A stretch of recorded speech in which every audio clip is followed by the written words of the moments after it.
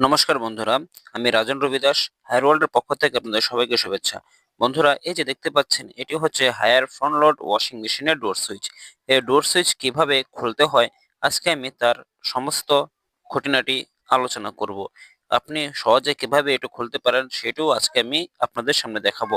এটি খোলার জন্য অনেক টেকনিশিয়ানই অনেক কষ্ট করতে হয়, অনেক সময় সে সঠিকভাবে খুলতেও পারে না, তখন এই ওয়্যারকে কেটে বের করতে হয়।